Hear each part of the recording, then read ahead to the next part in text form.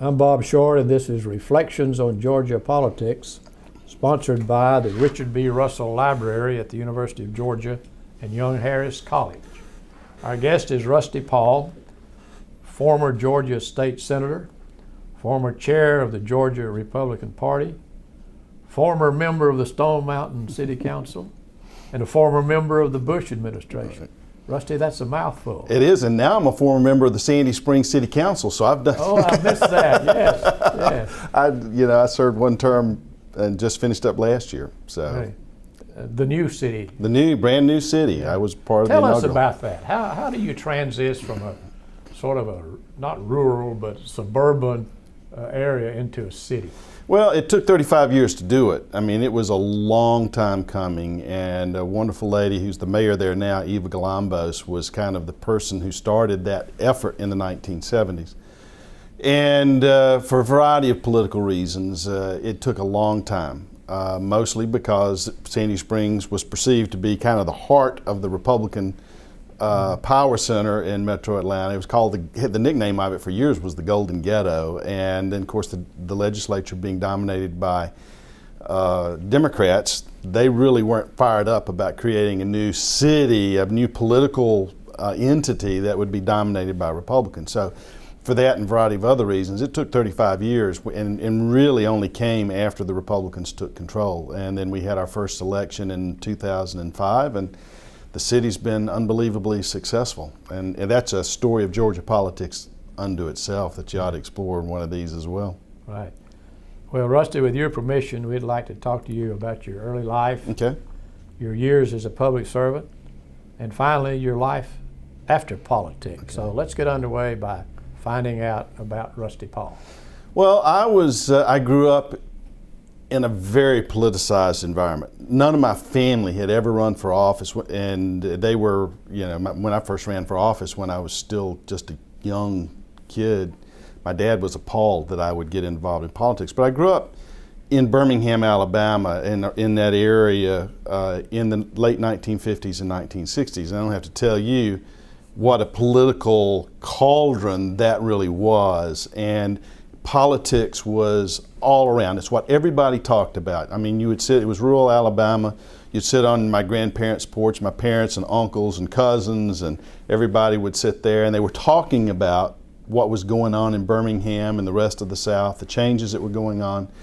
And obviously, being conservative white Southerners, they weren't real thrilled with a lot of the changes, but that was the conversation, and I don't know what it was about me that was drawn to it. My grandmother lived about a quarter mile away, and every day when I got old enough, I walked to her house for two things. One, she took the Birmingham Post-Herald, and they delivered it by post office. The mailman brought it, and then she always saved a couple of biscuits for her oldest grandson, and I'd have a couple of biscuits and honey, and then read the Birmingham Post-Herald, and it was all about politics. It was the heyday of George Wallace, and so I grew up with surrounded by not so much political people, but people talking about politics.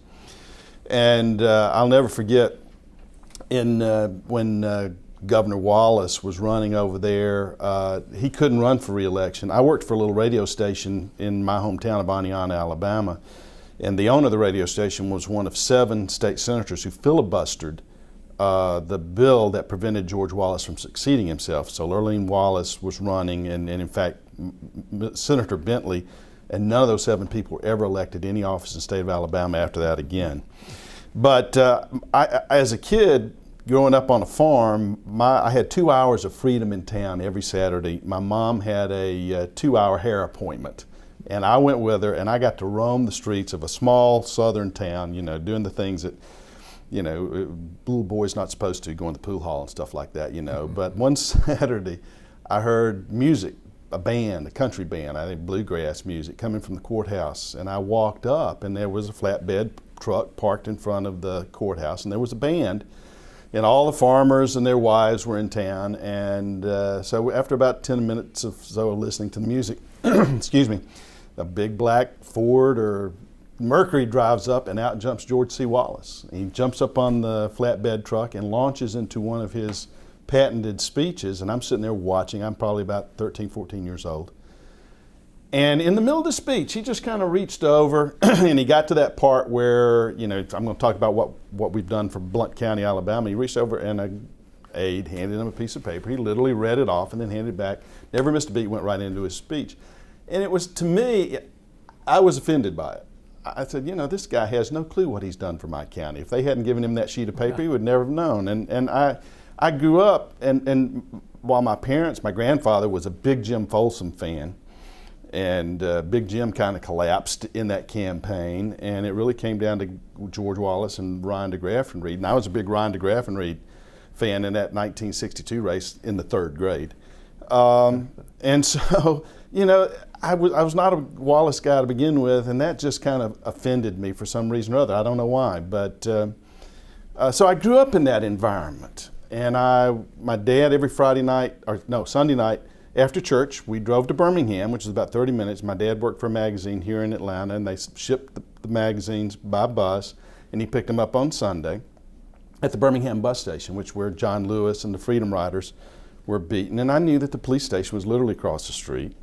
My dad was a photographer for the magazine, and there was a small photographic shop on the west side of Birmingham that he dropped his film off at the end of every week.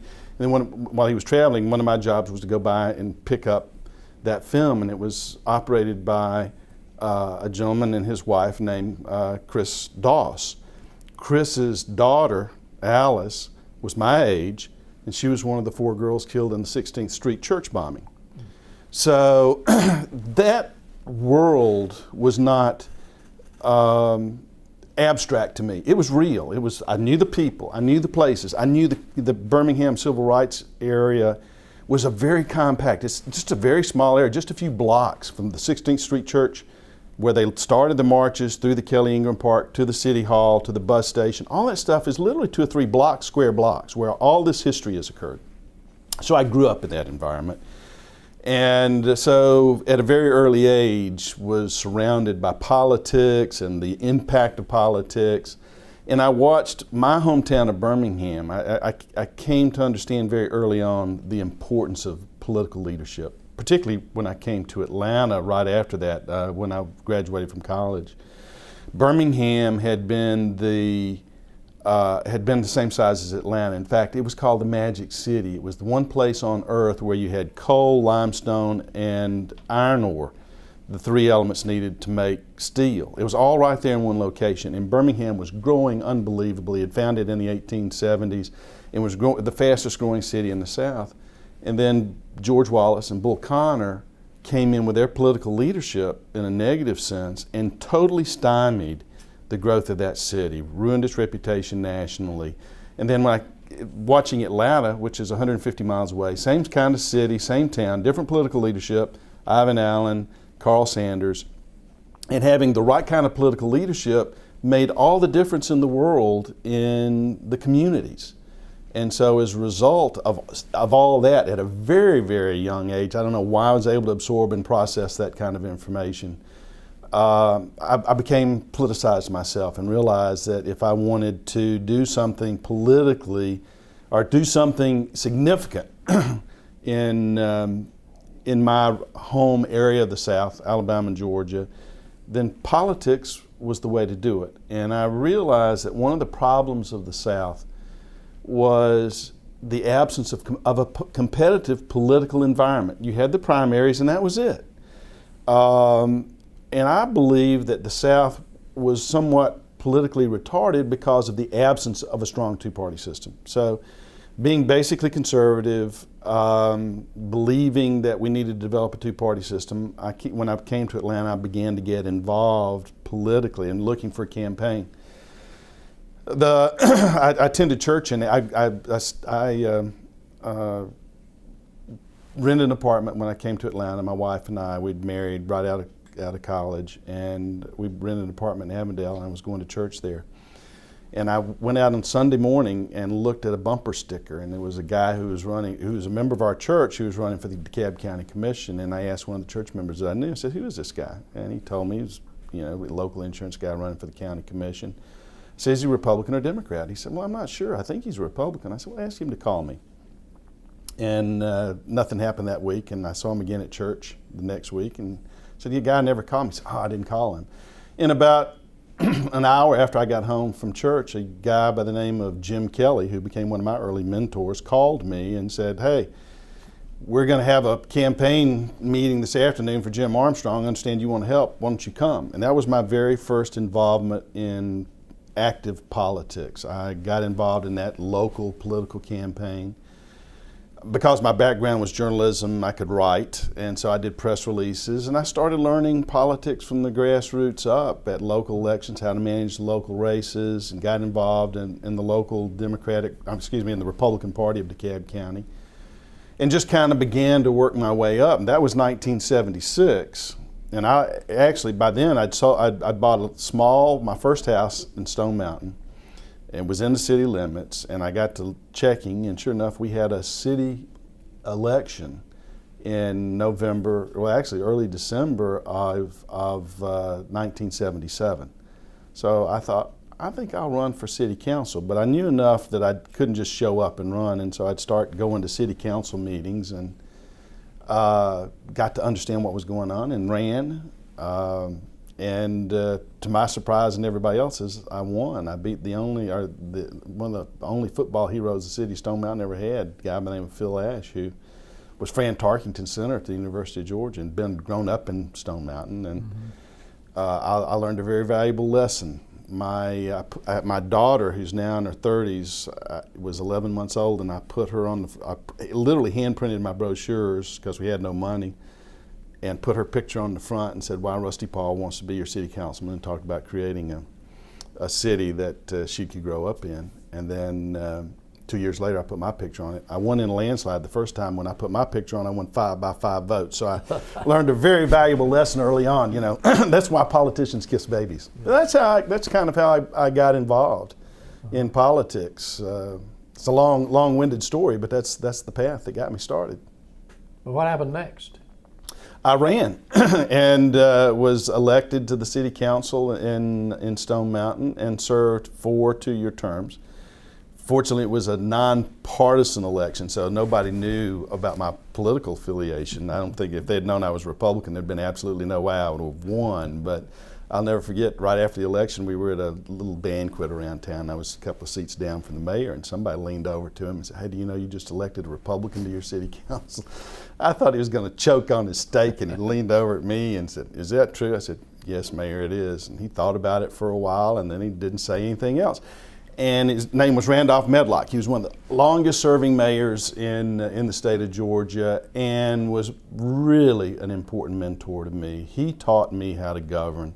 He put me in tough situations so I would learn. He also kept me from making bad mistakes. When the night of my election, you could go in, they had 3 ladies who counted all the votes. And so I was going to go in and watch them count the votes. It's an open process. And he was a little bit short guy, and I'm a pretty big guy, so he leaned over, grabbed me by the collar and said, "Where are you going?" So I'm going to go in there and watch the votes. He said, "I wouldn't do that if I were you." And I kind of looked at him, and there was just something about his voice. I knew that he was giving me good advice, and I had no idea why. So I stayed out, and sure enough, they came out and announced the winners of the election in about an hour after they hand counted the ballots. And afterwards, a month or so after I got to know him a little bit better, "Why did you do that?" He said, "Those ladies have been counting those ballots in this city for generations, for decades." Said, "If you had gone in there, they would have felt that you didn't trust them. And you might have won this election, but you would have never won another one." And so, it was just stuff like that. He was always giving me good advice, putting me in position to learn. It's like I tell my kids, my job is to make sure you learn to use your wings without breaking them. He took a very young guy, 24 years old, and these were all World War II veterans who'd come back from World War II, gotten elected. He'd been mayor since I was 2 years old, so he'd been around for a long time. And he really took me under his wing, taught me about governing, about working with people, about the processes. And it was invaluable, absolutely invaluable. That's one of the reasons why I ran for the city council in Sandy Springs. It was my way. We had a brand new group of elected officials who'd never served before, and I was able to pay Randolph Medlock back by going in and doing the same thing for them that he and those other older members of the Stone Mountain Council had done for me. So that's how I, and I served 4 terms. Everybody thought I'd run for mayor when he retired. I didn't. I had a friend of mine came to me and said, I really want to be mayor. And I said, well, I'll support you. She ran, Jane Rhodes, and became the mayor, and I went on and did other stuff. The guy that I'd worked in his campaign, Jim Armstrong, was an insurance agent. He lost. It was 1976 was Jimmy Carter year in Georgia's bad time to be running for anything as a Republican. So we lost pretty badly. But he was active in the Reagan campaign, and they were looking for a local kind of a press person in this part of the South, and he recommended me, and so I started to work in the Reagan campaign of 1980 as kind of a press aide, and did that for about a year and a half, and in the process of that met an old NFL quarterback by the name of Jack Kemp. And Jack became a close mentor to me, and ultimately I went to HUD. I managed his campaign when he ran for president, and we got to know each other during that process. So, a lot of the relationships and so on that propelled me along the way came from that 3 or 4 years of just being a young kid, willing to work hard. Willing to learn, willing to kind of listen to their seniors a little bit, and then having some really good mentors, I was able to kind of move through, and there was a lot less competition in the Republican Party in those days, so you could kind of move up through the ranks real quickly, and so I took advantage of that and was able to take on some positions of responsibility that probably today a younger person would have maybe years of effort to get to do some of the things that I got to do at a very early age. Let's talk for a minute about the ins and outs of a national presidential campaign. It's one of the most fascinating things in the world. You really get to see how diverse a country this really is. When you're dealing in Georgia politics, Georgia's a very diverse state. We talked about having 2 Georgias. We really got 3. We got the coast, we got the rest of the rural area, and then we got the metro Atlanta area. The politics of Iowa, New Hampshire, New York, California is a lot different than the politics here, and you have to be able to structure your campaigns differently. You've got to be able to manage your message so that it becomes a national message, but you really kind of have 50 different campaigns with a lot of different pressures, a lot of different traditions, a lot of different rules, and so it's fascinating to watch. And I've been fortunate. I've worked in the Reagan campaign of '80. I ran Jack Kemp's presidential campaign in Georgia in '88.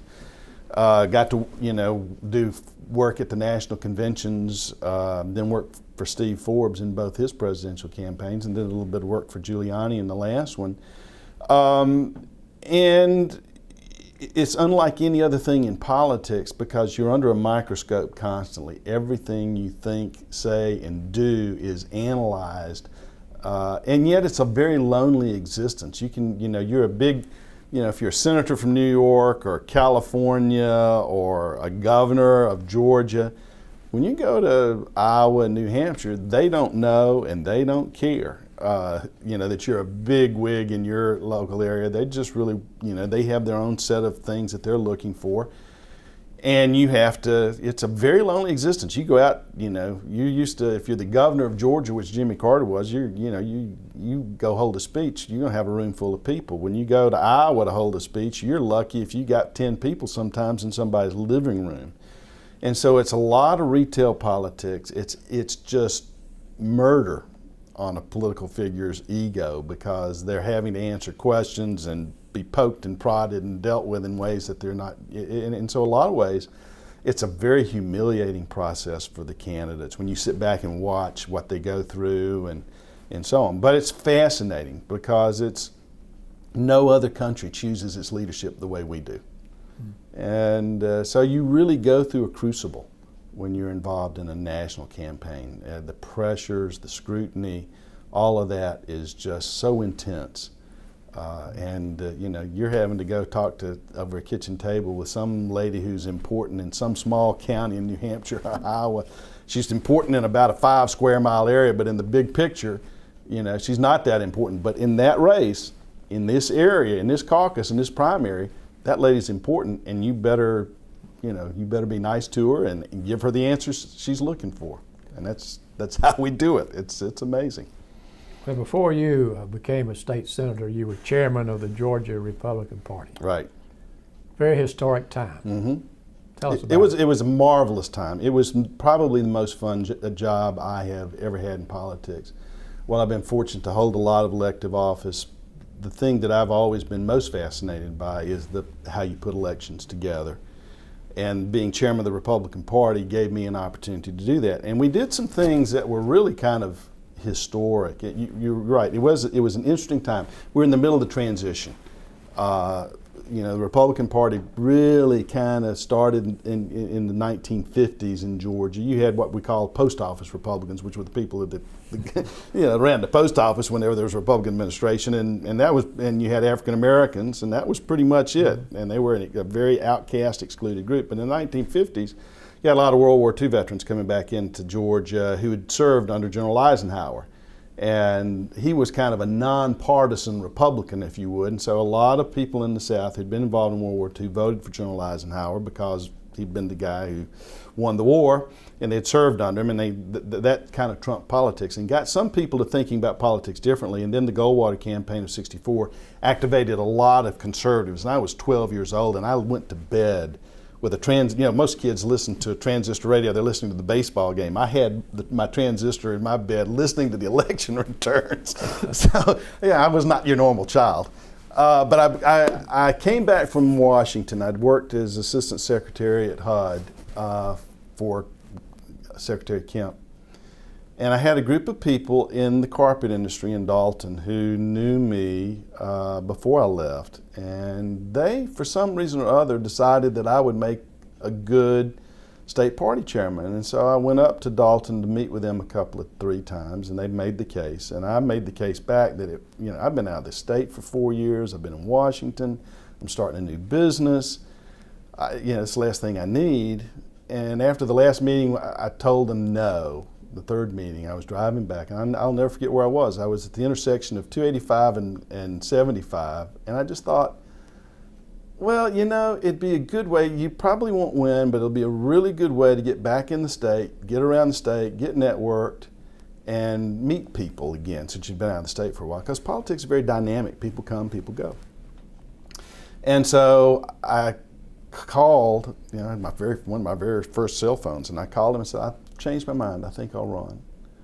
And the other candidates had been running for a couple of months. And the way we would select chairman of the Republican Party is different than any other office. I mean, you run around the state like you're a statewide candidate, but instead of talking to voters, you're talking to people who are likely to be the delegates to their local conventions, whether it's their precinct caucus, their county convention, their congressional district convention, then the state convention. There's really 4 processes. Then you become a delegate to the state convention. Those delegates elect the chairman. So you're going out explaining what you want to do. And I'd given a lot of thought. I mean, I had gone to Georgia State to get my master's in political science with a major in campaigns and elections. I thought that's what I'd do most of my life. I'd just manage campaigns. And so I'd given a lot of thought to the party structure. And in my mind, you know, in today's world, you have a lot of political consultants, and I'm one of them. I manage a lot, you know, still manage races. But if a political party is doing what it's supposed to, there's no reason for consultants and outside people. The party, in my mind, should be the largest political consulting firm in the state.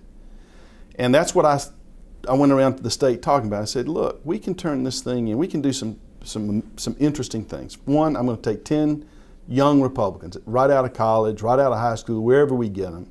I'm going to train them to become campaign managers. And I'm going to put them on staff, and we're going to put them out in the state, and they're going to manage legislative races. I'm going to give them 10 races, and we're going to if I need to send them to Georgia State, if I need to send them there's all kinds of campaigns. We're going to take 10 of our best and brightest young men and women, we'll turn them into campaign managers. 1. 2, we're going to operate the party like a consulting firm. and we're going to develop. We ended up developing. I hired when I got elected, and it took 4 ballots at the state convention in Savannah to get me elected. It was a raucous. I mean, it was wonderful fun because I won, I guess. But you know, the whole process of watching a convention, how it functions. It's not like an election. I mean, there's the ebb and flow of support back and forth, and you know, you're on your walkie-talkie listening, and you say, well, the delegation in this area has got some questions, and you hustle over there to answer questions. And it literally took 4 votes, with everybody, the lowest vote getter, dropping off before I finally won on the last ballot. But I went around the state talking about my vision for how we could take the party and transform it into a political consulting firm. With consultants, we'd have a fundraising operation, and then we would, we had what I call the Republican Entitlement Program. One of the big complaints that candidates always had with the party was that the party leadership, because of limited resources, they would make contributions based on who they thought could win, but it was somewhat arbitrary. And so I said, we're going to take the arbitrariness out. We're going to set up a set of criteria. There are going to be 5 things. And if you meet these 5 things, you automatically qualify for party support. And we did a lot of, we were very creative in how we did it. Before, the party was just another contributor. We would contribute the max, and so we were just another contributor to the candidates. We really didn't have much clout beyond that. So we took our contributions. There were several things that the party had that the law helped. One was we got a nonprofit postage rate, which was dramatically cheaper than the 3rd-class rate for postage. I grew up in the marketing world, so I knew about gang printing. If you print all your stuff at once, you can lower the cost of your printing. We could take existing legislators in legislative races, and we'd make them mentors of candidates. We would assign candidates, this is your mentor, and you've got to talk to your mentor. They had to document to us that they talked to their mentor at least once a week to get advice on how to campaign, to get input on issues, whatever. Then we had our consultants, and they had to talk to their consultant at least twice a week and meet with the consultant once a week, which means we had these were our in-house consultants. And they had to turn in a report saying, yes, we met with the candidates. If they did that, then they qualified for maximum funding. They got the cheaper postage rate. We did the printing for them at a much lower rate than they could get. And instead of being, maybe a $2,000 contributor, we were suddenly putting, with its savings of consultants and all this other stuff, we became a $20,000 or $30,000 force in a legislative race, and maybe more than that in a Senate race. And now we had tremendous leverage and tremendous clout, and we leveraged all of our resources so that we had maximum resources going into the elections. And so we transformed how we managed campaigns. And it worked. In fact, the first 2 years, I was chairman 4 years, first 2 years, we gave money to the candidates. We literally, the second round, we had candidates come to us and say, here's my budget. Will you spend it for me? Which we did. We literally managed the campaigns at that level. And it was a tremendous amount of fun. Nobody had ever done it that way before, and I don't think anybody's ever really taken it to that level since. But a political party, if managed properly, can be a tremendous force. I mean, much more than most people realize in how elections are managed and structured and conducted and won. I think that we didn't get, I told everybody I didn't want to be the Moses of the Republican Party. I wanted to be the Joshua. I wanted to be the one that got us to the promised land. Well, we didn't quite get there when my term was up in 1999, so it was really the 2000 election and 2002 when we got over to the promised land. But I think what we did, the candidates we trained, the structure we put in place, a lot of the things that we did in between 95 and 99 today are still being somewhat used, though, maybe not to the organized extent, but the state party, we kind of ingrained that into how they operate their campaigns. It's made a real difference and I think helped get us over the top. Let's talk about, for a minute, about some of the individuals involved in the rise of the Republican Party. Well, you had a whole group of people. Like, one of my great mentors was Bob Shaw. Bob, and you've already done one of these with Bob. Bob was one of those guys who got involved in the 50s and then in the 60s. He was a 2-term state party chairman. When you go through life, there are people who recognize, who mentor you, who recognize maybe that you've got skills and talents in a certain area well before you recognize them yourself. And without good mentors, I don't think any of us succeed. But we had some people like Bob, who was early on a party chairman, Mac Mattingly, who ultimately became a U.S. Senator, Paul Coverdale, who was involved, Newt Gingrich down in Columbus. You had a lot of people like that who really, when you have a state that's so dominated by one party, the people who are on the opposite side are not your normal. Are not normal people. I hate to say that, and that kind of characterizes me too. Not normal from the point of view that it's much easier to get in with the tide and swim with it, with the current of the river, rather than swim upstream. The people who got involved in the Republican Party were people who were willing to swim against the tide. I mean, it was Coverdale. When I worked at the Capitol, and I was hired as a press aide for one session by Senator Coverdale. There were 5 Republican senators. And it was Paul Coverdale, Bob Bell, Jim Tysinger, George Warren, and Haskew Brantley. That was it. We had 23 members of the House, and I worked with Herb Jones, who was a minority leader in the House, and did some things for them. But all 5 of those senators had one office, one secretary, and me, all in an office not much bigger than the room we're in right now. And they were insignificant as far as being able to affect policy. And particularly in the House, where Speaker Murphy, hated Republicans and spent more, his favorite sport was humiliating them as much as he possibly could. So these were people who swam against the tide. They were not people who would, they were not normal political figures who would figure out, well, here's how the easiest way to get to power. They really were trying to transform the way politics was done in the state. And so there was a lot of time that was spent trying to figure out how to get people to pay attention. I mean, I'll never forget, when I was doing press work for the Republican Party, I'd go to the Atlanta Constitution with a press release or whatever, and I had a reporter tell me one time, say, look, you guys are not factors in Georgia politics. There's no hope you're going to be factors in Georgia politics. And if you ever get to be a factor in Georgia politics, then we'll pay attention. But in the meantime, please don't bother me with your press release. I'd been a reporter before. I know how busy they are. But, so what you end up doing is, you get a group of interesting personalities. You have people like that who really are the brain trust. And then if you went to a normal, or just an average Republican county party meeting every month, the collection of humanity it was like a freak show to some degrees, because you had all kinds. You had libertarians, you had all kinds of people who were all of them outside the mainstream. Because if you're part of the mainstream, you were over with the Democrats. So you had this collection of humanity that wanted to do politics differently for a variety of different reasons. They came for various reasons and various causes.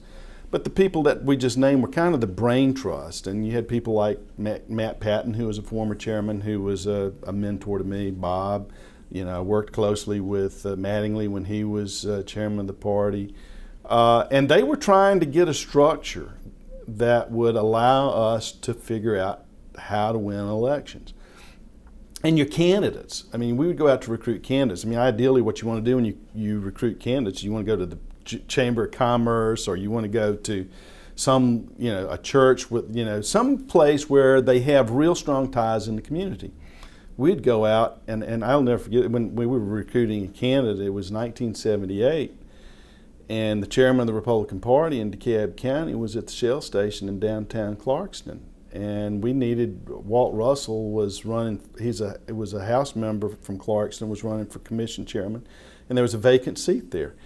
And we were trying to recruit a candidate. It wasn't a decent Republican seat at all, but you have to, take every opportunity. So he's sitting there filling up his car, and he asked the gas station attendant, said, anybody here might want to run for the House?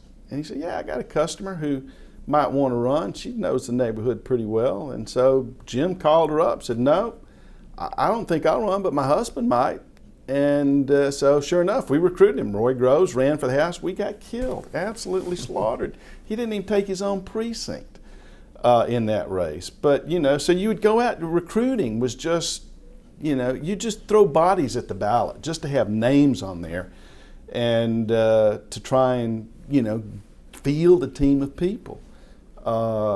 It literally got so bad that I was going door to door in Clarkston. I was telling people my name was Roy Groves and I was running for the House. They didn't even know that I wasn't Roy Groves. And because we were just trying to use every leverage. We had no money to pay postage. So we'd figure out the routes of the postman, and we would follow him through the community just out of his sight, and we'd stuff our literature in the mail. So it looked like we mailed it.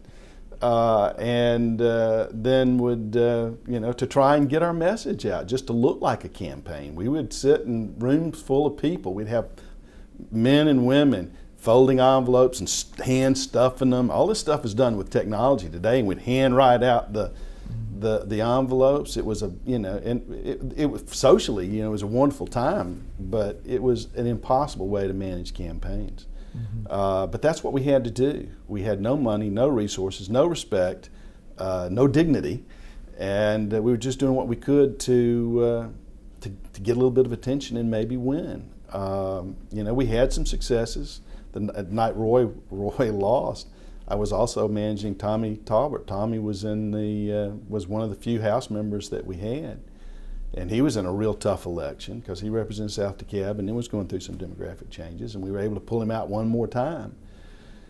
But that's how we managed. And we had a group of people who were dedicated to the cause, whether you were at the top, the Brain Trust, those names that we talked about earlier, or that collection of interesting personalities who would show up and they'd have all these outlandish ideas about things we ought to do to take control, or things we could do to get attention. And it was an amazing time politically. It was really just kind of a grassroots guerrilla movement to overthrow the government in Georgia.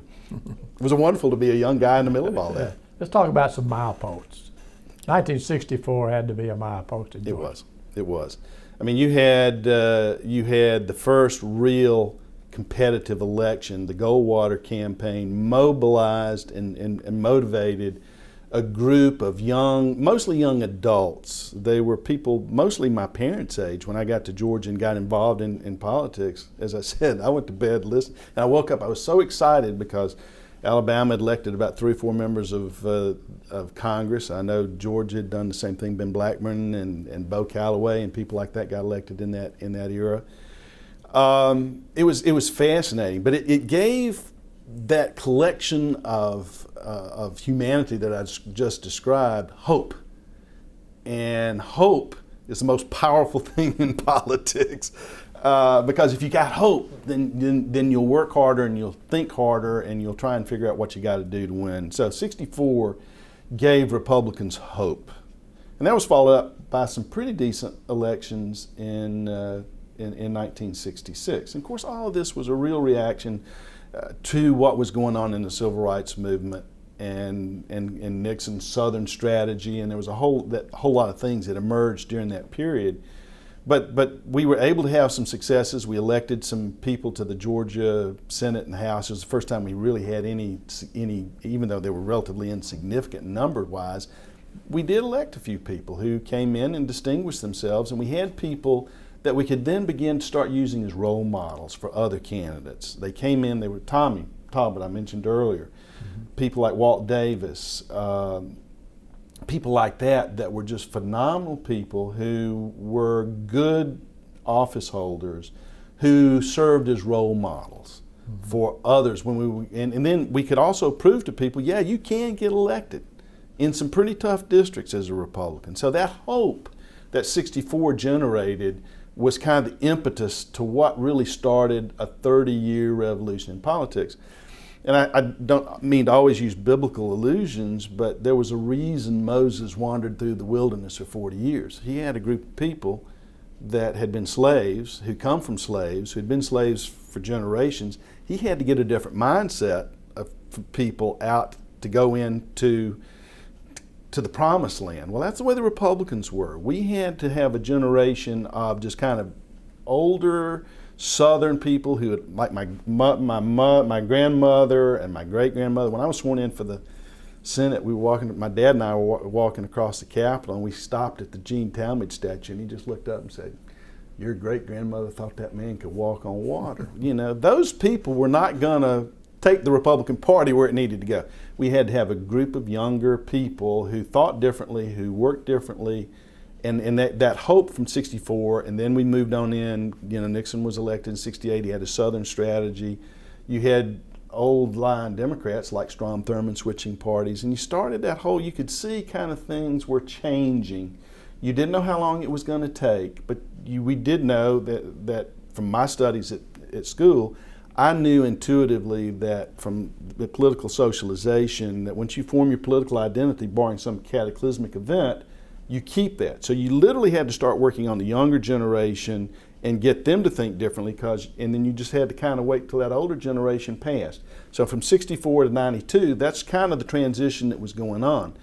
And so we were training younger people, we were attracting younger people, and getting them ready to move into positions of leadership.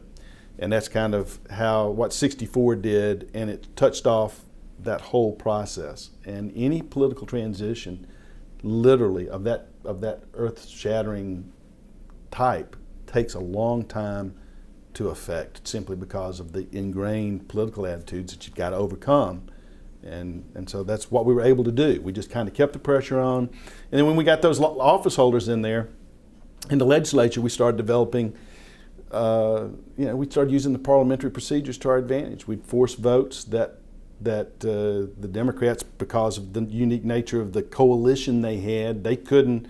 We were trying to drive wedges into that Democratic coalition constantly, because you had rural white conservatives, you had urban white liberals, you had African Americans all in the same coalition, and we knew that coalition was not a natural coalition. So we were always trying to come up with things that would drive wedges in there.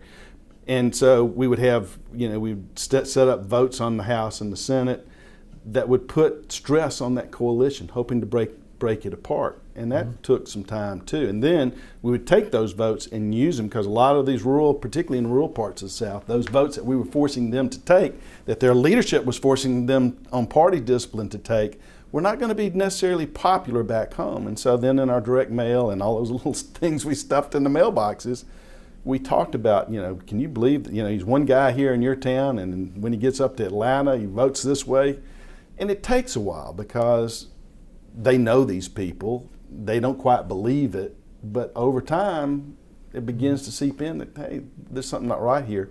So it took us a while to drive the wedges into that coalition that finally broke in 1992, which allowed us to start really making gains. And then really with the redistricting of 2001 and the election of 2002 kind of allowed us to break everything apart and take over. Let's not forget that the Republicans led the ticket in 1966. Yeah, they did. And of course, I wasn't in Georgia. I was back home watching George Wallace at that time, but I followed the politics. I got a lot of family in Georgia, even when growing up in Alabama. And the elections in Columbus. I'm beginning to show my own age here, Bob, a little bit. Ran for governor in '66. Callaway. How can you forget Bo Callaway? Bo Callaway. Those elections, you had others. You had Fletcher Thompson got elected. Ben Blackburn got elected. We began to get some momentum there. That Watergate truly did set us back in 1972, and then Carter in '76. We probably lost about a decade in there because of Watergate and the reaction against that. Then Jimmy Carter being from Georgia, and a lot, Carter wasn't Carter was governor when I came to Georgia. He wasn't particularly popular, but because he was from Georgia, everybody, and so it created a real, and Watergate, everything else kind of created a Democratic mood, and so it just kind of wiped us out. That took us about another 10 years really to recover from all that. Let's talk for a minute about your Senate career. Okay. It was very short. I'm a one-term wonder. So I was sitting in my office and the phone rang. And I represented a Senate district that had a lot of history in it. It had been Paul Coverdale's seat, and then when Paul ran for the U.S. Senate, Mike Egan, who was one of those early Republicans, ran and won. It was a seat that I was the only Republican in the city of Atlanta. It was Sandy Springs, Buckhead, largely, on up into, and came on down into Midtown, but went into Roswell and a little bit of Alpharetta. But I was sitting in my office one day and the phone rang, and it was Mike Egan. And he said, I need you to come down to the Capitol. I want to see you. So Mike was one of those very interesting early Republican personalities. He kept it. He was a curmudgeon, very frank, and just whatever was on his mind was what was going to come out. An old Irish political guy. And so I came down. His office was down in the basement of the Capitol. I sat down in his office, and there was no, with Mike, there was no, hey, how you doing? How's the family? He said, let me ask you something. If I decided not to run for re-election, would you run for my seat? And I started kind of, well, Mike, I would never run against you, And he said, that's not what I asked you. If I decided not to run for re-election, would you run for my seat? I said, well, yeah, I probably would. He said, well, get ready to run, because I'm not going to run for re-election. That was it.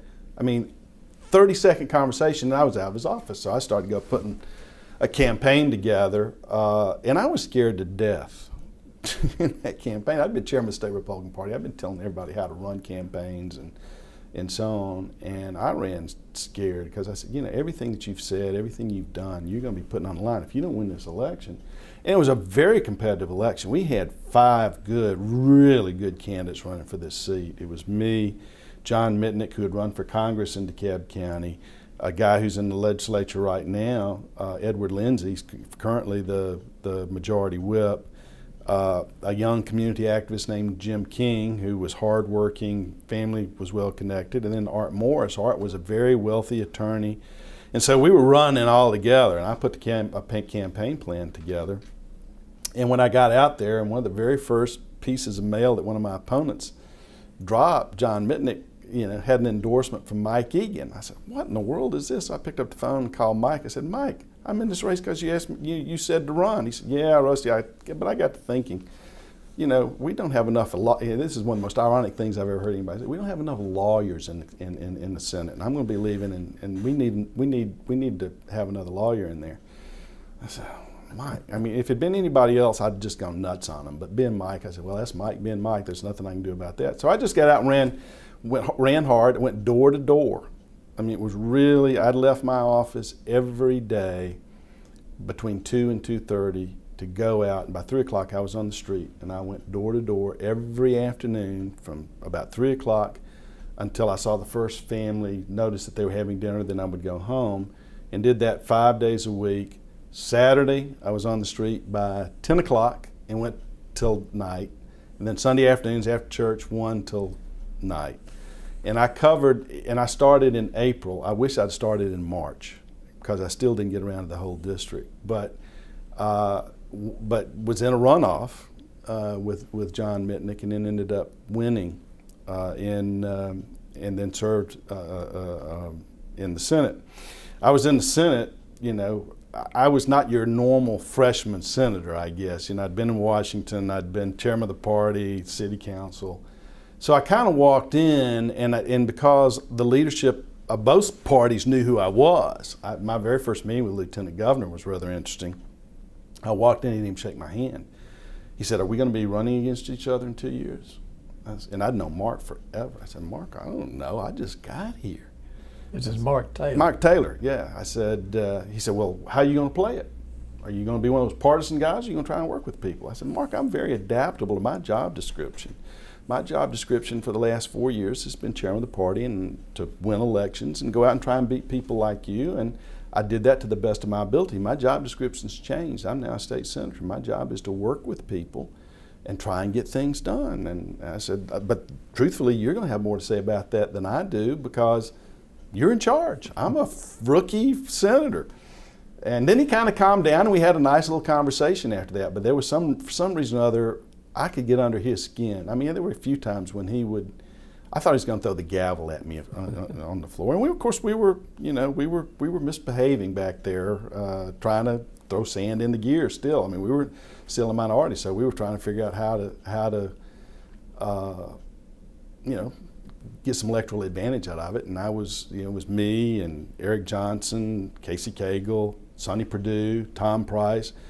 We kind of structured and planned the debates on big issues, and we had some big issues when I was in the Senate. The flag, which nothing created more anxiety for me. I'd even campaigned on changing the flag. I told people I thought it was time to change the flag. And even smart politicians do dumb things from time to time. And when we talked earlier about the Sandy Springs, the folks from Sandy Springs said, well, if you're going to vote to change the flag, would you do us a favor? Would you try and leverage your vote for the flag to get our bill on the floor of the Senate? I said, oh yeah, that'll be no problem. I'd be happy to do that. So I actually took the day off. I had, all of us legislators have to work. And I had a client up in Kentucky that I needed to go see. So I took a day off out of the session. I just had to go up and see him, and was driving from Atlanta to Lexington, Kentucky, when my secretary called and said, "You're not going to," from here in the Capitol, "you're not going to believe." Said they came out this morning with a new flag and it's already gone through the House. And I just panicked. I said, "Is it going to be on the Senate floor today?" He said, no, it's under the rules. We can't vote on it till next week. Because I could just see, my constituents on the most important emotional issue in the state of Georgia he's missing in action. Where were you? Why weren't you voting? And then have to explain that, hey, I had a business trip. So that was, I think, on a Thursday. We were off on Friday and had the weekend. And I'll never forget, I got a phone call from Roy Barnes, governor, because I campaigned. And in fact, when it came to the committee, I was on the committee of state and local government, and the lieutenant governor stopped me after the session and said, "Hey, Senator, can we have some help out of you on the flag today?" I said, "Governor," this is Mark Taylor, "I'd love to vote for that. I just need one thing. I need you to let my Sandy Springs bill out." And he said, "Well, now that's an interesting proposition. Let me see." So I went to the committee and I said what but I voted against the flag because I wanted to send them a signal. Look, you can't take me for granted. I'm serious about this. And so on Saturday, I was speaking to a group in Sandy Springs, and my cell phone went off, and it was Governor Barnes lobbying me to vote on the flag. And I said, "Governor, I want to help you. I want to vote for this thing. I need you to let my Sandy Springs bill out." And we had a very contentious conversation right there. He said, "Well, I didn't come to negotiate about Sandy Springs. This is a bill that's important, and these are, 90%, I'll never forget these words. He said, 90% of the things you do in the Senate, you can phone in. There are a few things, though, that really matter." And I knew it mattered. And Roy, being the good politician that he was, knew where my pressure points were. My old boss, Jack Kemp at HUD, was and still is, even though he's no longer with us, my political hero. I always wanted to emulate Jack in his approach to politics, because I thought he was the perfect guy in politics, smart, debated well, but put a positive face on conservatism, and made it. He was the happy warrior, I guess, of the Republican Party. And so Jack, being the guy who really wanted to outreach to minority voters and bring them into the Republican Party, Jack called me 4 or 5 times over the weekend. He said, "Hey, you need to vote for this flag." I said, "Jack, I want to vote for the flag. You just got to tell the governor to let my bill out." And so it came down. We went in on Monday morning for the flag vote, and I didn't know how I was going to vote, and it was agonizing to me because I really did believe that it needed to be changed. But I'd made a commitment, and I couldn't just walk away from that commitment. And I was really, there's the only time my wife ever stopped me on the way out to the legislature, put her hands on my shoulders and said, "I'll be praying for you today," and then gave me a kiss on the cheek. Because she knew that it was agony for me. And I went in, and I finally said, I can't vote. I'm going to vote because our whips knew what our count was, but they wouldn't tell me. So I said, well, I'm going to take a gamble. I'm going to vote against it, hoping that enough Democrats will vote against it, we can block it, and then I'll be able to negotiate and get my bill out. So it was kind of a calculated decision, but it was and so when it came out and it voted and it won, I just walked out of the chamber and I felt, it was one of the worst days of my life. I just felt I had not followed my conscience And even though I'd done what I'd promised my constituents I'd do, I was not proud of my vote. I went to the well, I spoke, and my daughter called me. My daughter was in Annapolis, Maryland. She was in tears. Daddy, you voted against the flag. How could you do that after all the things that you've brought us up to believe in and doing the things? And she was just, and reporters, they didn't ask me, but they said, how could Rusty vote that way? And I had a lot of explaining to do. I'm Episcopalian, and an Episcopal priest just wrote me the nastiest letter I've gotten from anybody. And I responded with kind of a normal political letter, and then he fired back at me an even worse letter. And I finally just kind of told him in a letter just what I said here. And he finally said, okay, all right, yeah, it was a stupid thing to do, but I kind of understand the motivation. But the good thing, there is redemption in politics. When Governor Perdue put the flag up, they had done a poll. And the poll showed the current flag was going to lose. Now, this was in the presidential primary of 2004. Bush was running for re-election unopposed, so there aren't going to be very many Republicans, and it was all going to be decided in the Democratic primary. And the polls showed that it was going to lose because African-American voters looked at the flags as the Republican flag and the Democratic flag. It had gotten politicized in that way. And so they called me. John Watson, who was the governor's chief of staff, who'd worked with me, was one of my staff members of the party, called, said, come down here, I need you to look at this poll and help us out. And I looked over the poll, I said, John, I want to take this on. I said, you know how I felt about my flag vote. It was the wrong thing to do. And I said, I need redemption. So they let me manage the flag referendum. And this was 3 weeks before the referendum, and I worked with the Georgia Chamber was the name on the stuff we did, but the Atlanta Chamber raised all the money. And we raised enough money. We got former Congressman Andrew Young, Congressman John Lewis, and then Representative Tyrone Brooks. And we did one mail piece with Andrew Young, and then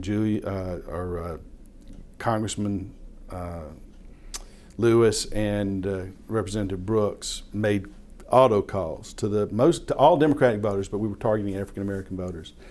And in 3 weeks, we were able to change it from a 52-48 loser till it won 75-25, and totally took that issue off the table in the state of Georgia forever.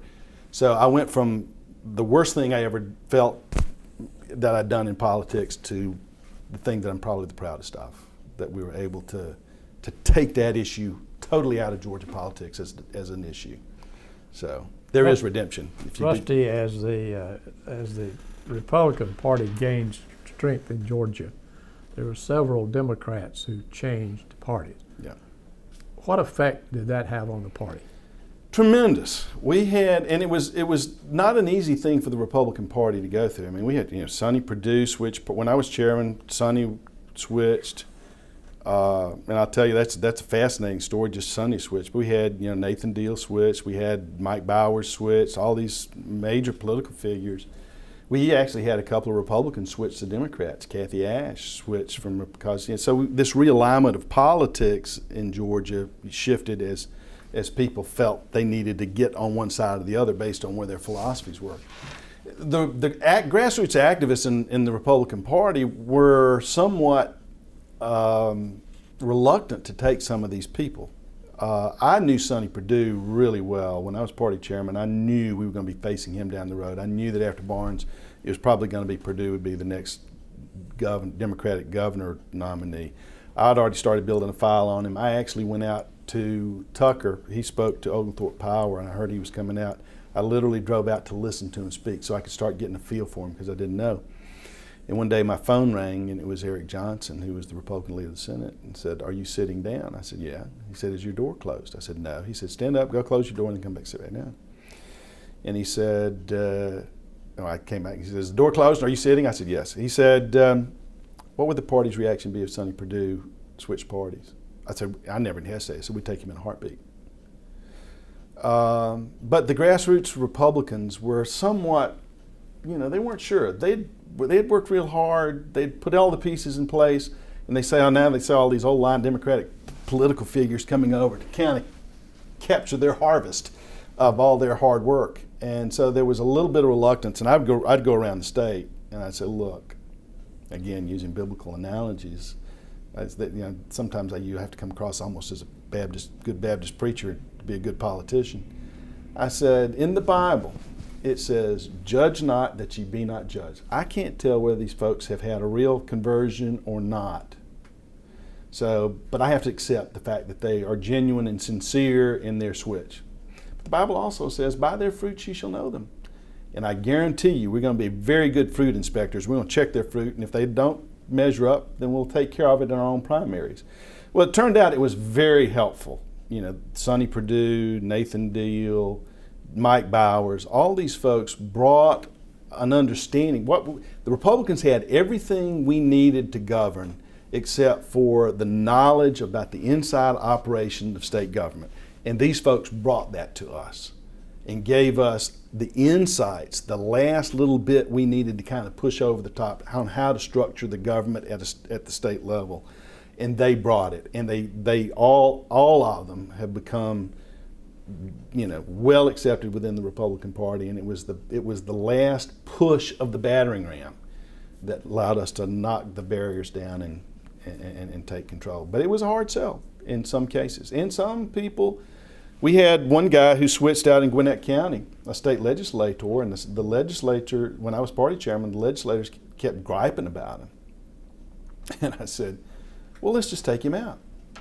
And he said, you can't do that. You're chairman of the Republican Party. It's going to be a Republican primary. I said, you show me in the rules where it says I can't get involved in a primary.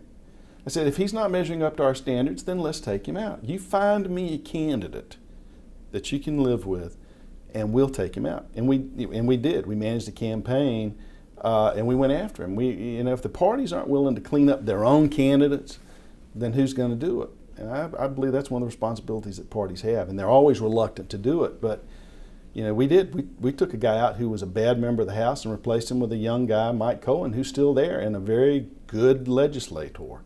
And so, we had a few scalps. We had a few people who did switch parties that we had to throw back or go defeat in our own primaries. Mm-hmm.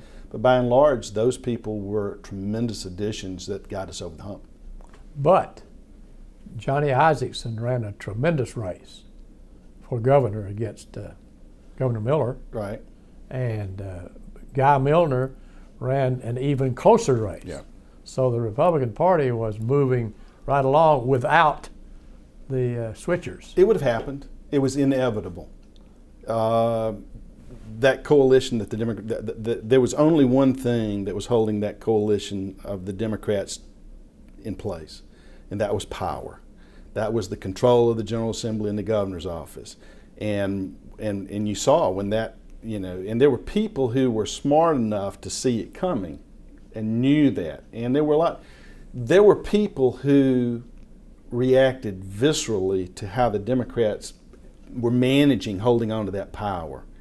One of them was Sonny Perdue. Sonny just was not comfortable with the way that the Democratic leadership operated in the General Assembly as they were trying to hold that coalition together, and that's why he switched. Mm-hmm.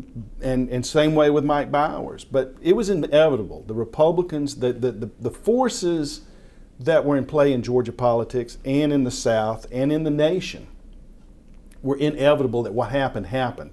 It just happened sooner, and it added depth to our bench when they came across and gave us some other things. But the Johnny Isaacsons of the world, a lot of those folks, they were going to win, and we were going to get across the finish line. We had too many things going in our favor at that point, and realistically, many of them out of our control. It's like going down a flooded stream.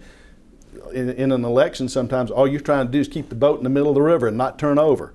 Well, that was the forces were propelling the Republican Party forward. For those of us in leadership positions, we were just trying not to capsize the boat and let the current just carry us where we needed to go. 2002. That was when it all came together. It was all came together. When I was in the Senate, and I only served one term. They took my district. You didn't run again? I didn't run again. They took my district and they blew it up. I went to the well of the Senate and told them I was the only person I knew that had a double-wide trailer in Buckhead. And they looked at me and said, what is he talking about? I said, I am prepared to follow my district no matter where it goes. But I walked on the floor the first day of the redistricting reapportionment. session. Reapportionment. I want to talk to you about that later. Okay. we walked in, and James Salters of the AJC walked on the floor and said, "How's it feel to have a target on your back?" I said, "James, I knew the rules of engagement when I got in this business." I said, "If they're coming after me, there's nothing I can do about it." And they were. I'd been too much of a thorn in their side for too many years. They weren't going to let me have a free pass, particularly after the flag vote. You know, in 2002, with the redistricting, you know, I went around the state when I was party chairman. I said, I don't care, in 2002, I don't care how they slice and dice this. These were my words. I don't care how they slice and dice this state. We're going to take control. Well, they had a slicer and dicer I didn't know existed. They had a computer program that could slice this state up in the most, you know, it gave gerrymandering a bad name. It was just the most bizarre looking map. And they took me and Tom Price and put us in the same district. And the reason I know I was targeted was because just north of where I lived, there was an empty district with no incumbent in it. It would have been very easy to have drawn me into that district. So I was a targeted casualty of redistricting. But it was amazing process how they, you know, it was all about, and they were obsessed with how we maintain control. And that was the quintessence of that map, was the quintessence of how we don't care how we have to break this state up to hold on, but we're going to hold on at all costs. And truthfully, I mean, it was the flag. I mean, the reason Roy Barnes and the reason Sonny Perdue got elected was a combination of the flag, some really dumb things that Roy Barnes said to teachers and some other folks. And then that map was kind of the coup de grace, the last nail in the coffin, when people realized these people will do anything they're to hold on to power and to control the state. They don't care about the natural constituencies that exist in Georgia, the communities, the county lines, all that stuff just went out the window. It's how you can draw lines to incorporate the right kinds of demographics to make sure we hold on.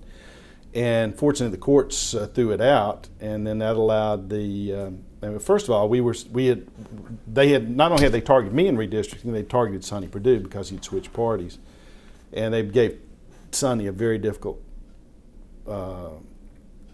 district.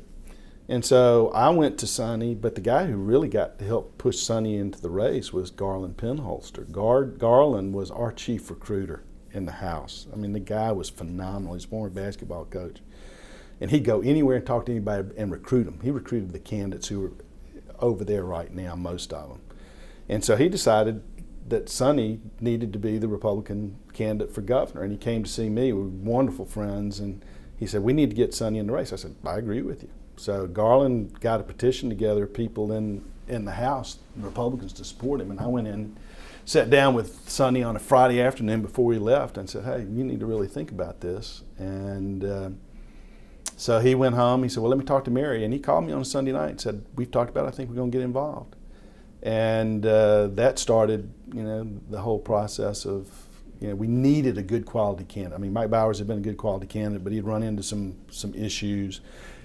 Guy Milner, you mentioned him. You know, he ran 3 times, twice while I was party chairman. People always ask me, was Guy Milner a net positive or net negative? And he was definitely a net positive. He was able to bring resources that we would never have been able to raise, fund his own parties, came close, and then allowed me to take the money that I raised and put it into legislative races so we could leverage all his resources as well as the monies that we had.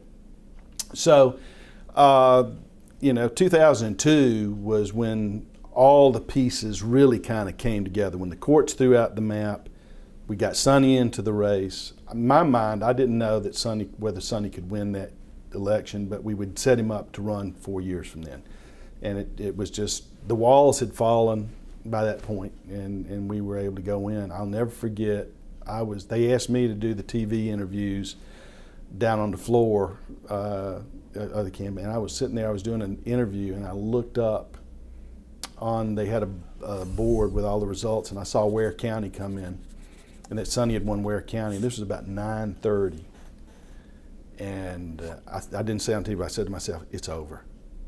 When Sonny Perdue took Ware County 2-1, I said, it's over. Roy Barnes can't win. And I got off TV and I went upstairs. My daughter, who was now a sophomore at Georgia Southern, was just a little kid. I said, you go find a Sonny Perdue sign and you get a Sharpie. I said, you go up and ask Sonny Perdue for his autograph, because you're going to get the first autograph of the first Republican elected governor in this state. in over 100 years. And she did, and we still have it at the house. The very first signature on his campaign. He signed it, dated it, and put the time. It's 10-something. But I went up to him and I said, "Sonny, election's over. You've won." He said, "Are you sure?" I said, "There's no way he can win." And about 20 minutes later, President Bush called. And then about another 15 minutes later, Roy Barnes called and conceded.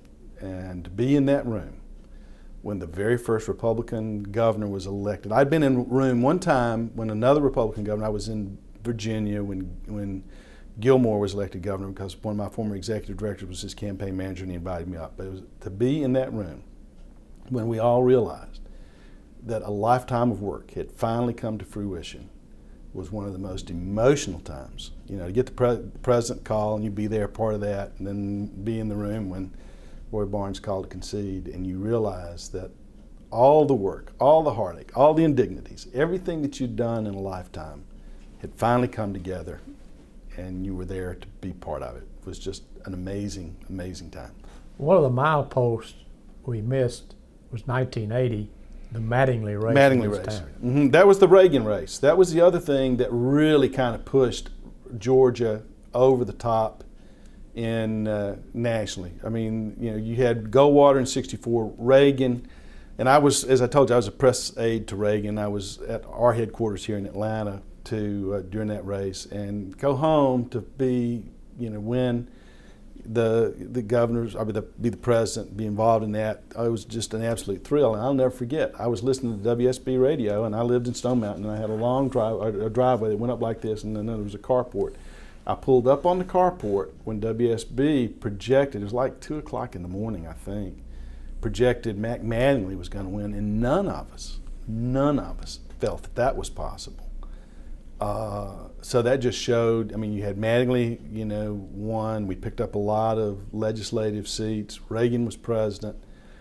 That was really kind of the culmination where Georgia, from '64 to '80, in '80, Georgia started voting nationally Republican on a consistent basis. Mm-hmm. We still weren't electing local officials. We still had a long way to go in the House, but you could kind of see that yeah, we'd broken another major barrier. So '80, with Mattingly winning, picking up some legislative seats, winning a few. My very first, to go back just a little bit, my very first Georgia Municipal Association meeting after I was elected to Stone Mountain City Council, there was a sign up that they posted. They want all the Republican elected officials to meet in a little meeting room.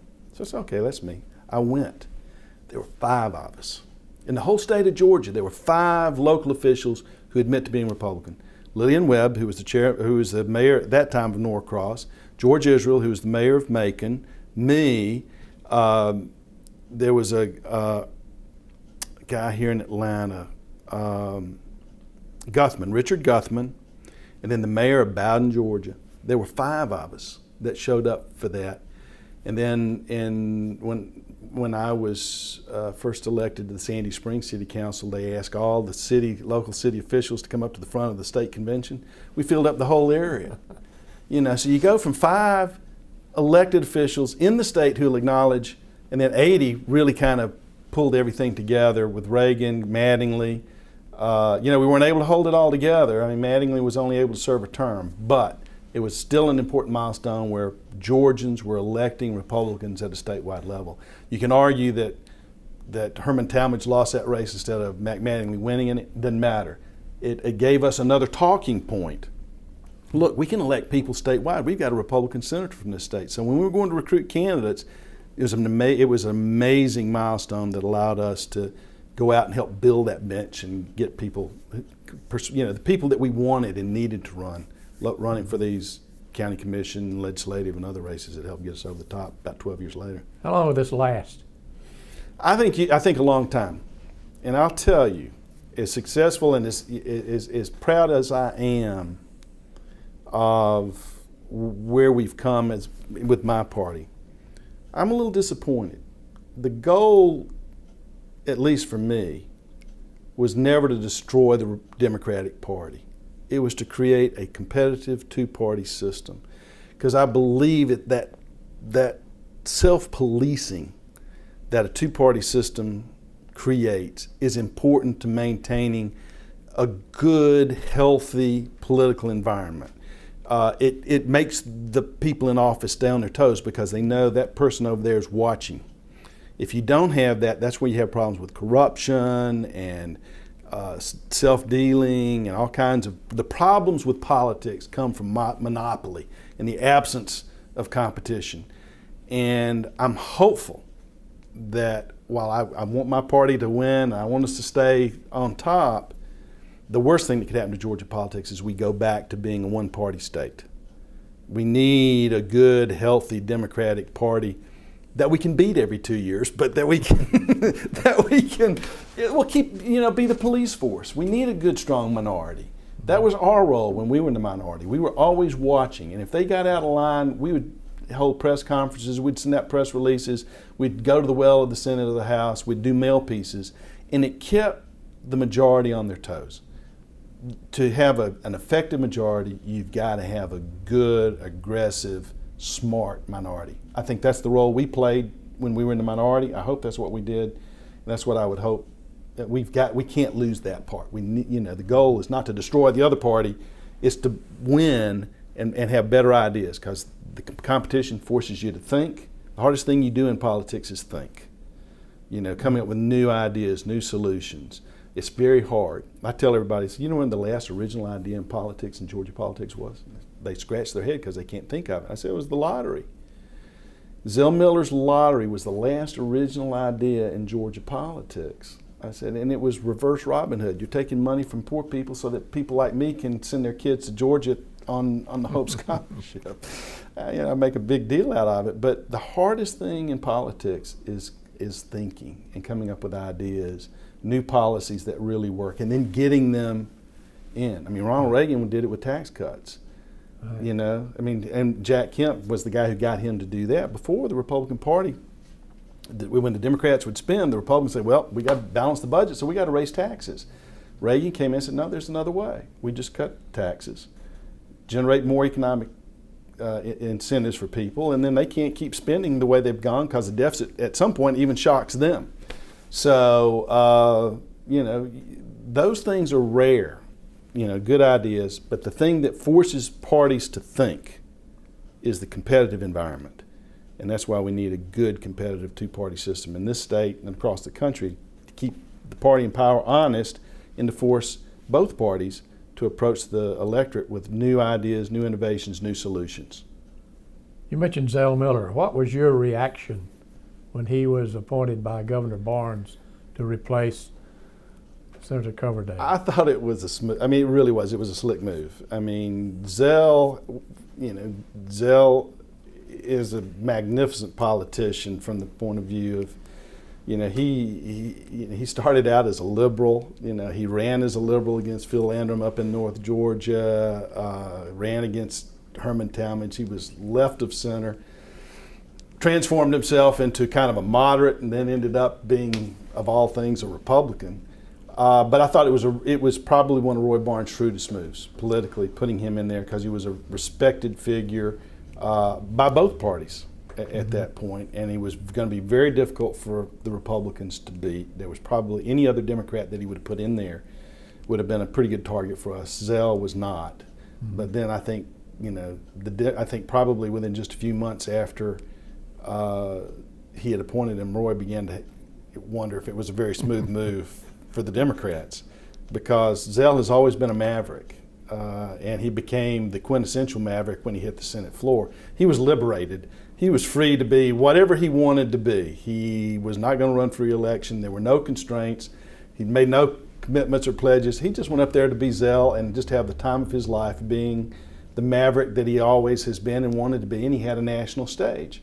He was able to give the keynote address for Clinton in the '92 campaign, and then came and gave the keynote at the Republican convention. The spitball speech. Oh, yeah. So Zell, is a towering figure in Georgia politics and kind of transcended both parties at the end of his career. Right. But it was probably one of the few people that Roy could have appointed to that position that we couldn't beat at that point. Mm-hmm. Well, back to Rusty Paul. life after public office? Well, I'm not sure that I'm done. My wife hopes I am. You know, I was first elected in 1977, and I was 24 years old. And here we are. I just left office in January, full circle. I've started city council, you know, went to Washington, state party chairman, state senate, then ended up back at the local level, and was able to take all of that and help my community get off to an amazingly good start. I'm very proud of what they're doing out there right now. I've gone from kind of the boy wonder of Georgia politics or Republican politics, the little whiz kid who, you know, Rusty will take care of that, Rusty will do this, Rusty will figure this out, Rusty go do this, go do that, take care of that, to now I guess one of the, I hate to say it, but senior statesman. And I get more fun today. I mean, I owe a lot of people. I've had a marvelous life for a farm kid from North Alabama. I've been able to go places, do things. I never, you know, I'd go to the White. When I was in Washington, I'd tell myself, "I'm going to the White House. I'll be back later." That was always exciting. That was a thrill. I never got tired of saying, "I'm going to the White House." Now, as a little kid from Georgia and North Alabama, to be able to be in a position, meet the people I've met, do the things I've done, it's just been an amazing career. And I wouldn't have been able to do that if it hadn't been for the Randolph Medlocks, the Matt Pattons, the Bob Shaws, the Bob Bell, who took me under his wing when he ran for governor. He was a senator over here, and when I worked there. The number of mentors I've had, I couldn't count on both hands and feet. And now I'm trying to do that. There's a generation of leaders that are coming along that hopefully I can share and do for some of them what my mentors did for me. And it's about, you know, I've always, for me, it's always been about trying to do the right thing. I mean, I've made the same stupid mistakes as anybody else in politics. I'm human, but I think my motivations have always been in the right place. And I want to now, you know, kind of pass that on. None of my kids, I don't have a single child. I got 5 kids.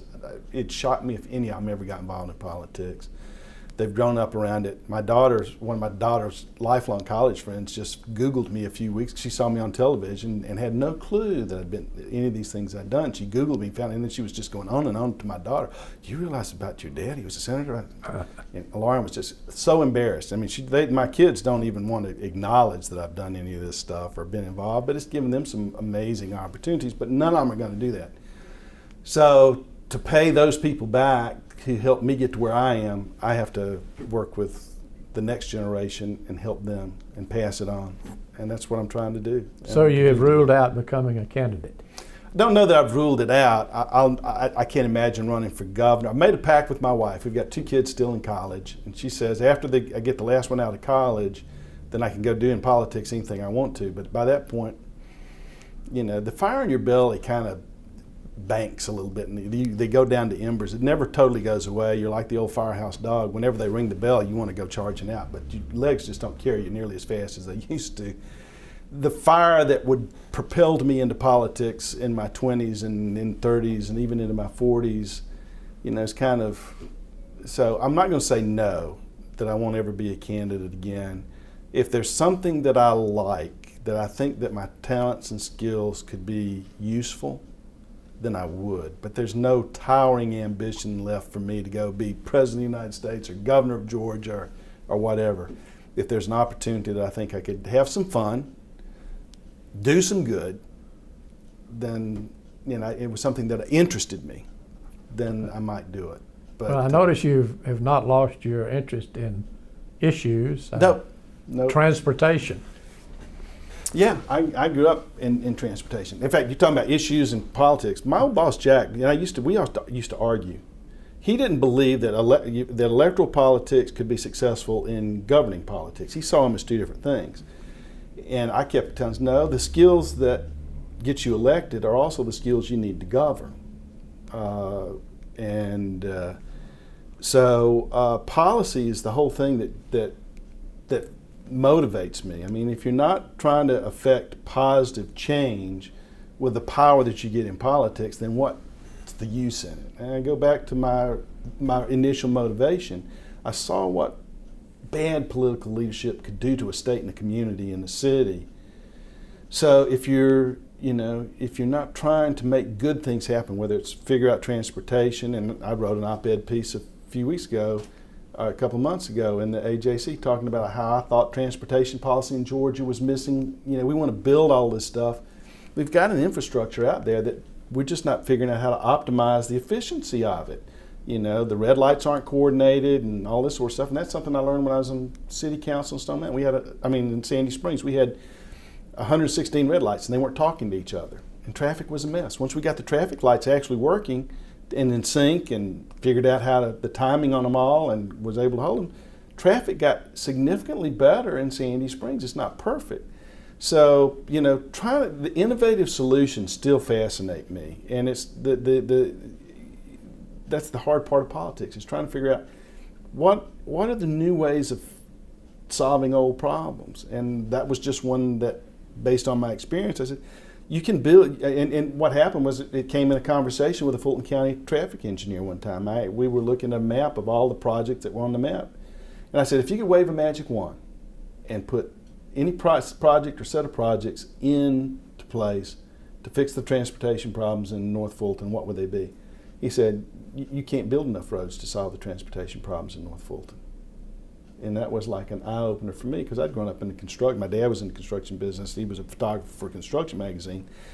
So I grew up on construction sites. And I thought, you can build enough road wide enough. And he said, no, you can't build enough roads to solve the transportation problem. And that got me to thinking, then how are you going to solve it if you can't build? And, well, you've got to get the maximum efficiency out of the existing. You build what you can. And then, having served on innumerable zoning hearings in my life, NIMBY is a real thing. People don't want 4-lane highways through their neighborhood. That's when I was in the Senate, and I was short time when they moved my district up and included Forsyth County. The Northern Arc. That was a huge thing up there. And I began to realize that you just can't go in and build freeways and widen roads and do all this stuff. So you got to start thinking, what are the innovative approaches? Well, nobody's talking about how you get the maximum efficiency out of the infrastructure you got. That's step one. Before you build something, get the maximum efficiency possible out of the existing system, and we're not talking about that. And those are the kind of things that have always fascinated me in public life. What are the things like that you can think of that you can then begin to get people to think differently? And that's how Kemp affected, his whole idea was supply side economics and tax cuts. Revolutionized the Republican Party in this country. It went from being what he called the tax collector for the welfare state to totally rethinking the economics of the state. So he taught me a lot about innovative thinking in public policy.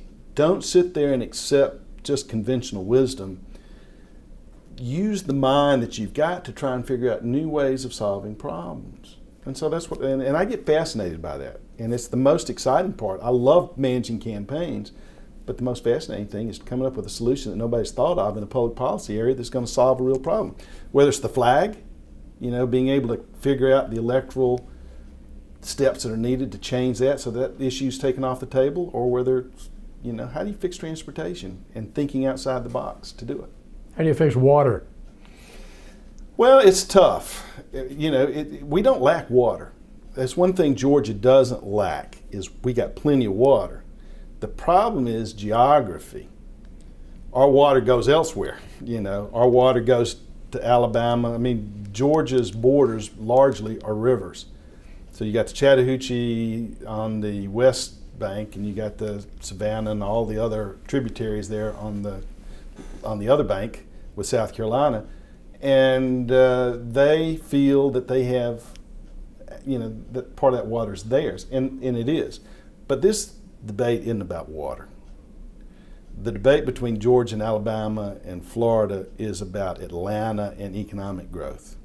And if they can cripple Atlanta by slowing our economic growth and development down, and water is probably our Achilles heel because of that, of the access that they have, then they can make a case their economic development team came around and said, you don't go to Atlanta, they're not going to have any water in a few years. They're going to be totally dry. So there's some ulterior motives here that make this much more difficult to solve than just water. But in the end, and it's tougher to do than it was 50 years ago. We built the interstate highway system in this country between 1956 and 1970. 44,000 miles of concrete and asphalt in 14 years. You can't build a pond in the state of Georgia because of environmental regulations and other issues, the red tape, in 14 years. So the world has changed. There was a time when you just say, all right, go put a dam across the Ocoee River and then pipe the water down I-20 and be done with it. You can't do that anymore. So it's a much more complex problem, but it has less to do with water than the fact that we've been so successful in economic development. And you can't solve that problem because we don't want to give up the golden goose here. So you've had a great career. It's been phenomenal. It's, like I say, I marvel at the things that I've been able to do and be part of. What do you consider your greatest accomplishment? The flag. I mean, truthfully, being a key part of taking that was such an emotional issue. My grandmother was from Toccoa, Georgia. Her grandfather was one of 6 brothers who left North Georgia in the early 1860s, and only one of them came home. Fortunately, he had children before he left because he didn't come home. And my grandmother grew up with her grandmother telling her all these stories about the Civil War and all the lost cause and all the hardships and how awful the Yankees were to their family and all this sort of stuff. And my grandmother was the head of her United Daughters of Confederacy chapter till the day she died. She had the Confederate flag flying in the living room when she died. And she made sure me and my sisters were members of the UDC from I probably somewhere still got a certificate from when I was 8 years old. So I grew up, my grandmother, this being a very important part of her life, her culture, and my dad, to help her, Dad being a photographer, would go around we'd go to the different battlefields of the Civil War, and he'd take pictures and do movies so she could show it to all of her UDC chapter friends. So I grew up with a real understanding and appreciation of Southern culture and everything. But I also came to the conclusion that the South couldn't afford to keep looking in the rearview mirror. And there was a lot of things that I cherished. I mean, I was old enough to remember we're now in the sesquicentennial of the Civil War. I was 8 years old. I remember all the marches and the bands and everybody growing beards and putting the uniforms on. And in 1961, I was just a kid, but I remember all that. But I kept thinking, we're looking in the rearview mirror, and we've got to. It's dividing the state. It's dividing, and it's making us. The world has changed, and we've got to be part of the 21st century. It's something that we can't put totally behind us, but we need to put in the proper perspective.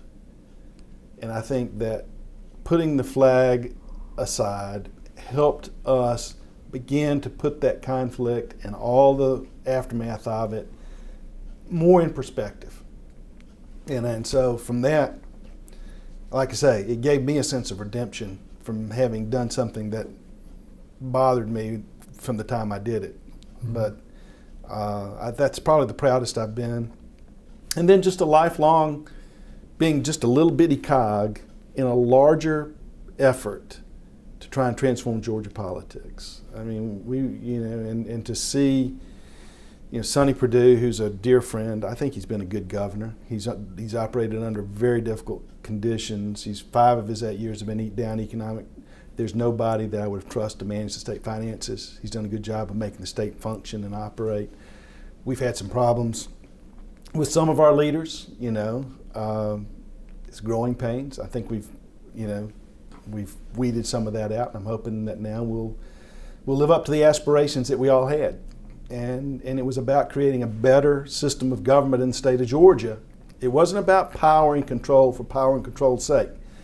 It was about getting power to try and do something positive, to change the system and around conservative principles, but do good things with government. And I think that, you can't take, one of the things I've learned, I've lost some of my idealism. No, I haven't lost my idealism. It's been tempered by realism. I'm still very idealistic. I still believe that public service is one of the greatest callings that you can get involved in. I'm very idealistic still about it, but it's been tempered with realism. The realism being that people are flawed, people make mistakes, people do dumb things, people are sometimes malevolent.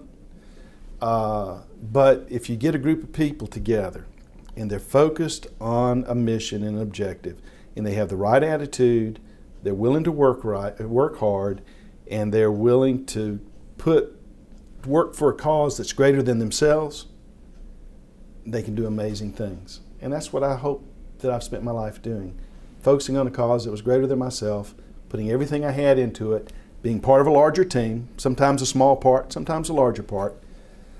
But I'm hoping that when I look back, I can say it was all worthwhile. There have been times in the last couple of years when we'd have problems with some of our leaders. I was ashamed. I was embarrassed. And I felt really badly for people like the Bob Shaws and people that you probably don't even, the Maggie Hollemans. And these are little ladies and little men who spent their life in the trenches of the Republican Party and who believed in a greater cause. And to have that betrayed or disappointed or embarrassed broke my heart from times. But I think we got a good leadership team now. And I'm hopeful that when I look back at, hopefully I got a few more decades to be involved in this, that I'll be proud, as proud at the end as I am today about what we were able to do. Any regrets? No, I could have, there are things that I could have stepped up and done. I might have, there was a time right after I was party chairman, if I decided that I'd wanted to run for governor, I don't know that Sonny would have run. We had to talk him into it. I could have stepped right up and said, I'm going to run for governor. I don't know that I could have won. Sonny was better positioned. So from that point of view, I don't, there are things that I look at, opportunities that I didn't go out and pursue. But I'm not disappointed that I didn't do that. I think that I've done the things that I wanted to do, mostly in the ways that I wanted to do them, and I feel, I'm never, like I say, I'm not going to be governor, lieutenant governor, I'm not going to be a senator, I'm not going to be a congressman. Those were options that may have been available to me at one time, at least to pursue them, maybe not necessarily get elected, but I could have pursued them. And I don't look back with any regret about not doing it. I've got friends like Tom Price and Phil Gingrey and Sonny Perdue and Johnny Isaacs and Jack Kingston, people who are contemporaries and colleagues in various, Lynn Westmoreland, all those, we all serve together. They're in those positions and they're doing a magnificent job. So I feel very good about what little I was able to do to help get them there. Well, I know, Rusty, that we've forgotten something. It's been 4 decades now, believe it or not. So we've covered a lot of territory in a short period. Was there anything you'd like to say before we close? No, thanks. I think as I told you before we started the camera, I think the timing of this is magnificent because we have a lot of people who were part of this that we're beginning to lose. And I just want to thank you and the university, the library system, for going in and capturing this before it's totally lost. Not just from me, but from people who were involved in it at much earlier levels and times than I were.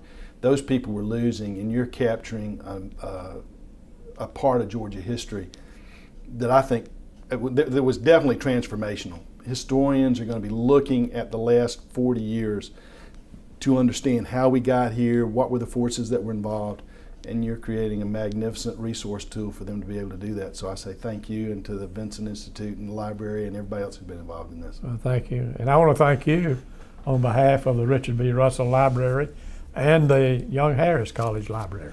Thank you.